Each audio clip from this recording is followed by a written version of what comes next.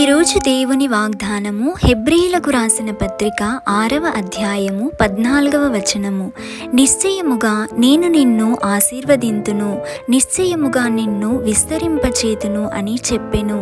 ఆ మాట నమ్మి అతడు ఓర్పుతో సహించి ఆ వాగ్దాన ఫలము పొందెను. ప్రార్థన.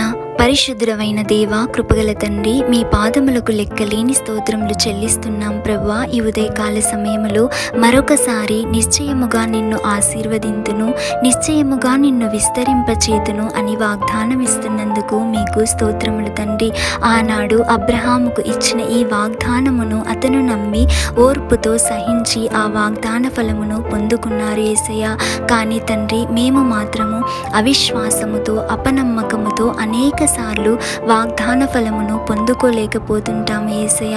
మమ్మల్ని క్షమించండి యేసయ్య. నిన్న నేడు రేపు నిరంతరము ఏకరీతిగా ఉన్న దేవుడవు తండ్రి.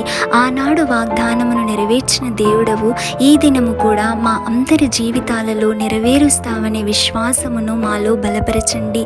మాకు జ్ఞానమును దయచేయండి. వాగ్దాన ఫలమును పొందుకునే వరకు కూడా ఓర్పుతో సహనముతో మీ సన్నిధిలో నిరీక్షించే ఎదురు చూసే జ్ఞానమును మా అందరికీ అనుగ్రహించుమని నజరేయుడైన యేసు నామములో అడిగి వేడుకొని పొంది ఉన్నాము తండ్రి. ఆమేన్.